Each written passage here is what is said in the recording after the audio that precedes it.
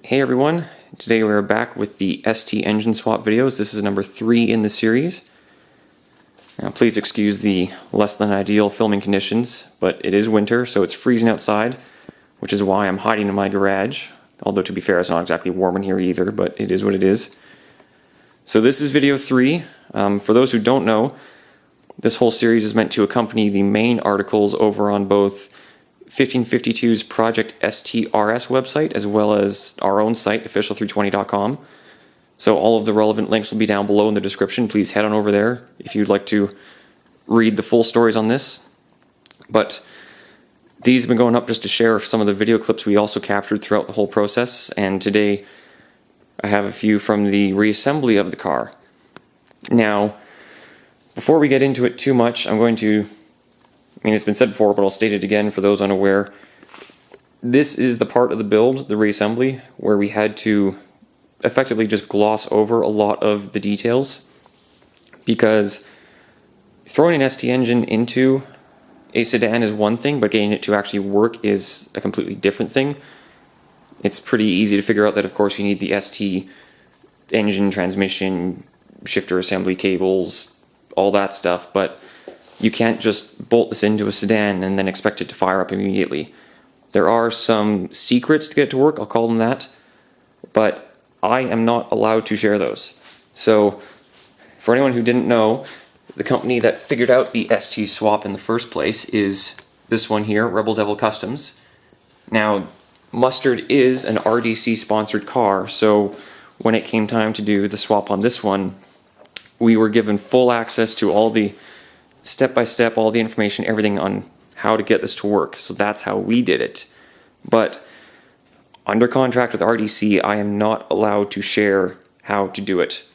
So I'm sorry to anyone who is here hoping for a full breakdown step-by-step of how to ST swap a sedan, but I'm afraid I just can't answer. So if you have any questions, if you want to do this to your own car, please get in touch with RDC. I will have the links, information down below in the description box, of course.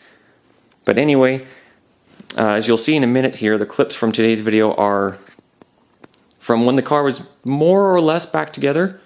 It picks up when we had it towed down to Advantage Ford because they needed to do some work on the computers in order to get the new engine to talk to the car. So Brian and I had the car loaded on flatbed, followed it down there, and that is where we'll pick up today.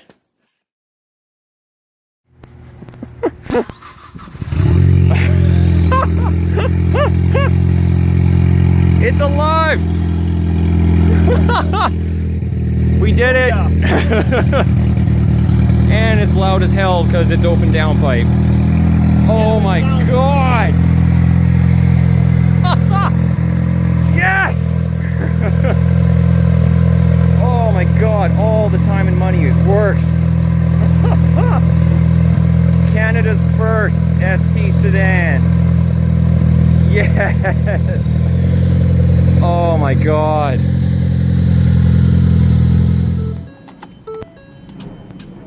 Oh, hang on. Clutch? No? Did it die already? So at this point the car could now start, but it still couldn't be driven as the brakes and clutch were not yet filled or bled. So it was towed back to my house. It was that evening when a few friends came over to see it run, and this is the point when one neighbor actually managed to get upset at us for the mess in our garage, but another ran over as soon as he heard the car to check it out for himself.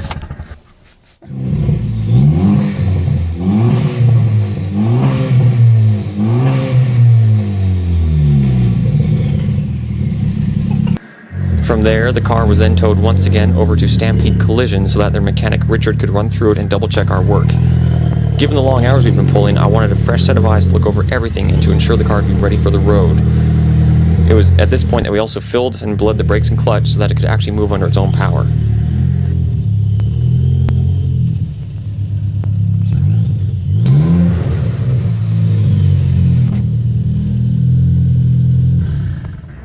With Richard's seal of approval and the car complete enough to be street legal again, I then took it for its maiden voyage around their property to start its shakedown.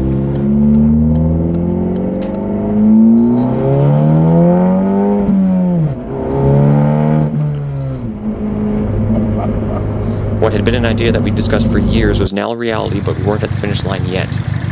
We still had some parts to install, the car still had to be detailed, and we also had a fleet of other vehicles to prepare for the same show where the ST4 was to be unveiled. However, we were in the home stretch, and all of those stressful nights had been worth it.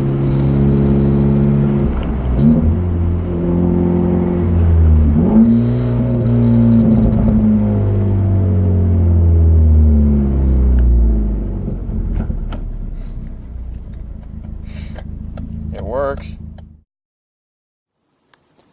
And so there it is, part 3 of the ST swap series. Now, the reason that I included the video clips from Stampede and I didn't save those for the next video is because I wanted to do something a little bit different. So for part 4, I intend to do a full, proper walk around of the vehicle because I know a lot of you have questions about it. Likewise, I'll also be answering a lot of the common questions regarding it. Again, I have to skip over all the specifics of the ST engine, so I'm sorry for that, but under contract, I can't share them. So, like I said, please get in touch with RDC if you have any questions about swapping your own car. But if you'd just like to know more, please come back for video 4 once articles 4 are up on both Project ST and officialTHREETWENTYdotcom. And it will hopefully answer some of the questions that I know you guys have. So, thank you very much for watching, and I'll see you in the next one.